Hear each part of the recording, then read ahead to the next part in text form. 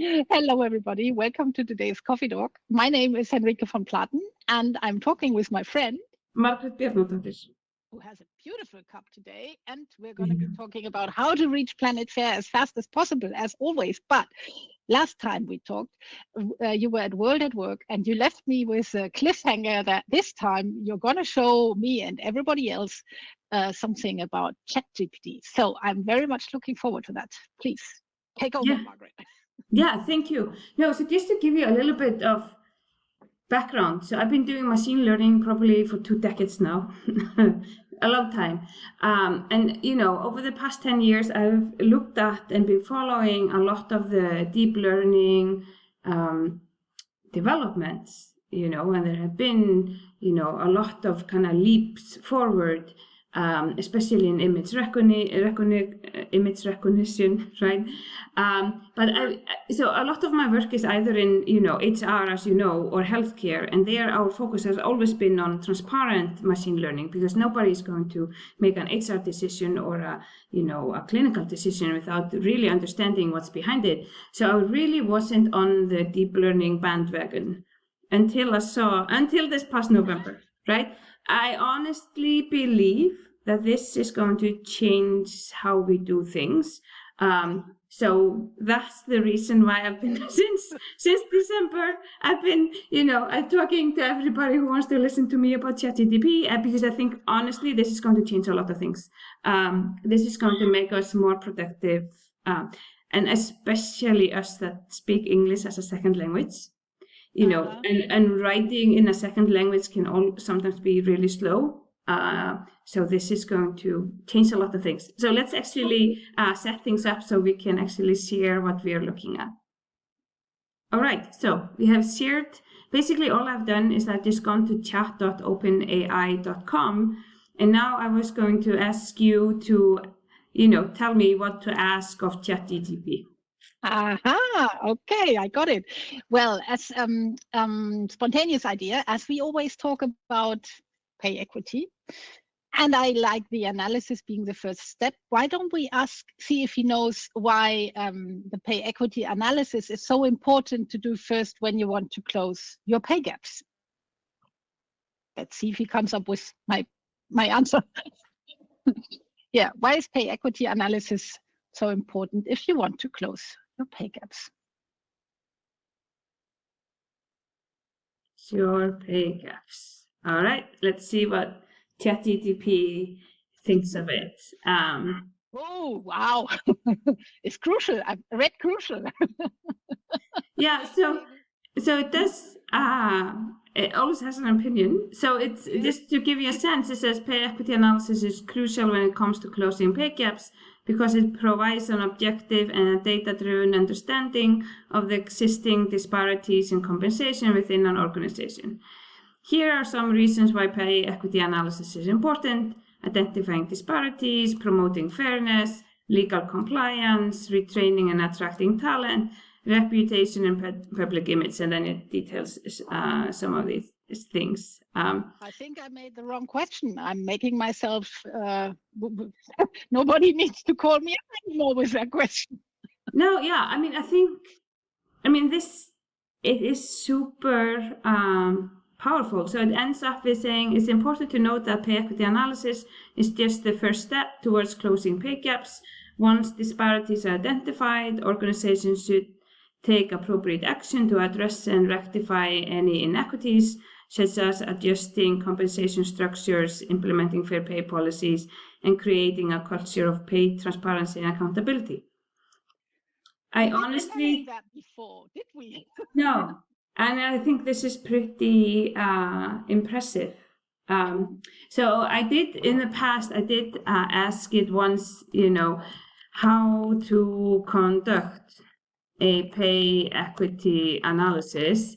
And then I found that it was missing a couple of crucial steps and missing some nuances, but the broad strokes of how to approach it was pretty good. So it was a little bit confusing, regression analysis with machine learning, etc. But honestly, it is pretty good.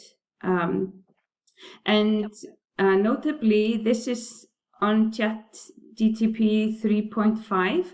I also have access to ChatGPT 4. So let me actually show you one question that Mario, our friend, actually asked of ChatGPT. Because once you start playing around with ChatGPT, what you will find that the more specific you are of what you want from the chatbot, the better kind of the answer is.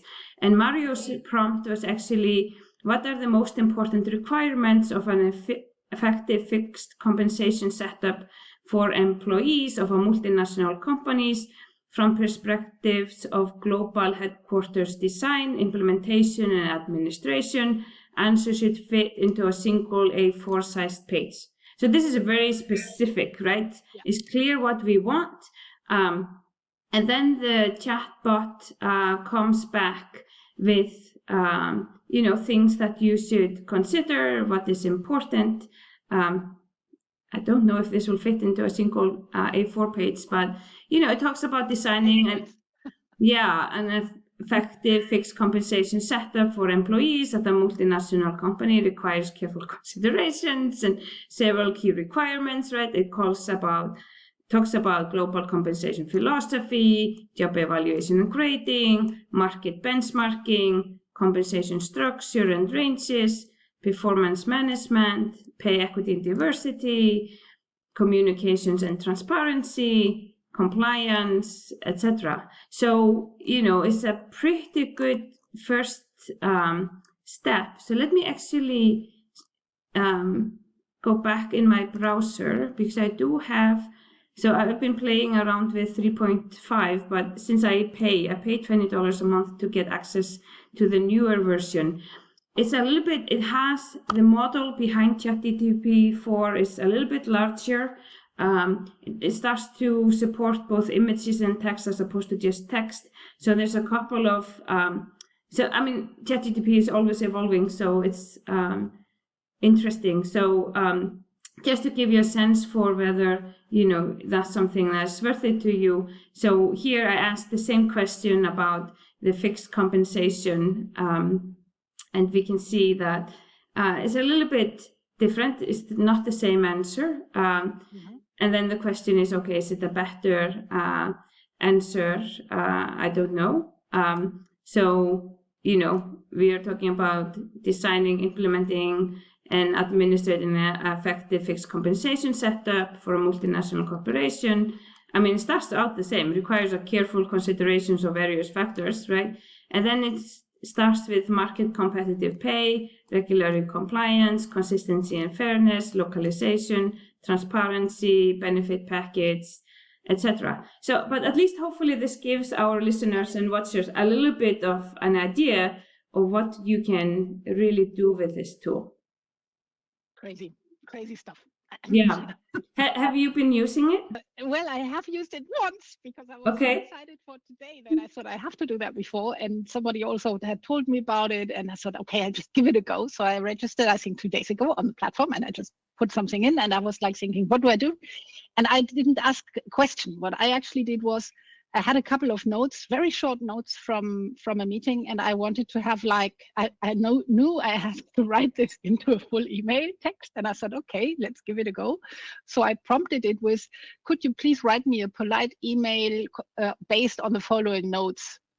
And I got a full email, and I was like, and I was reading it and thinking, oh, I would have never written this like that, but that sounds really good. And I even went that far. I read it through, and I thought, oh, the notes were in an English meeting and I wanted to tell the story to somebody in German. Let's just do it again in German. So I asked the prompt in German and I put my notes in German in there, and I got this beautiful email, which I then corrected a bit, but really a bit. It took me nothing in compared to writing it all myself. So I think after what you have just shown me, might be possible that maybe Henrike will start using this little tool a bit more often. Yeah. No, I think what you're describing is that this can save time, right? Yes. So maybe one thing to note, because you said you were putting your notes into the ChatGPT, One thing you should just be careful about, and also those who are going to now start trying it, hopefully after watching this episode, is don't put proprietary or confidential information. It's not because ChatGPT is going to use it, but your prompts are going to live on their servers. So we don't know, right? Yeah. We don't know what will happen to that information. So I would be just very careful with any kind of confidential or proprietary information. And then just to close this off, we are way over 8 minutes by now, so I don't know if everybody has chat or stuff. But just to tell you how I am using ChatGPT at scale. So as you know, my other hat, when I don't wear my pay equity hat, is my professor hat. So part of my research is actually into illicit supply chain, which is a fun topic.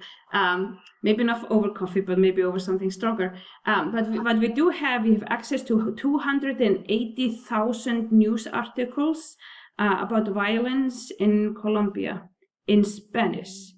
And before last November, we would have to hire an army of undergrads who spoke Spanish to understand what these articles were telling us. But what we are doing is that we are taking each article, so we are repeating this 280,000 times. Wow. But we're taking each article and telling ChatGPT, here's an article about an incident or an event in Colombia in Spanish. Please answer the following questions about these articles.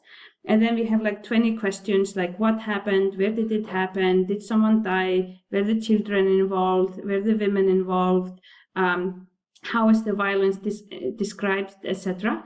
And then can you summarize the article in English for us? So that, and then ChatGPT literally answers these questions, and the qualities checks that we have done are really impressive. So, I mean, I can imagine they must be, because what I was like thinking, if you might ask certain things and get maybe wrong answers depending on what you're asking, but if you are asking it on something that you're giving in, so there is no other information that they are sort of searching through the web for whatever, they can only rely on that article. So you could be quite sure that there's not suddenly, let's call it a translation error, but nothing more. Yeah. Cool. So what you can't ask of ChatGPT is to come up with new information. So I did test it once to write me a syllabus for a PhD course that I was teaching, and it really came up with papers that sounded really good but did not exist. So you can't ask it to create something new, but to summarize, etc. It's really, really powerful. So I could now ask it to summarize some Icelandic stuff that I've seen that I have no chance in. I could say, please read that for me and give me a German or English. Yes. Yeah, that's cool. I hadn't thought of that one. I think there are so many different ways to use it, probably. I tested it with the email because I had to write one, but we now asked it a question to get an answer to a topic, or maybe I would want to hire somebody and ask it to write the job description for me on the base of XYZ, stuff like that. Yeah. Okay, this should be an 80-minute coffee talk.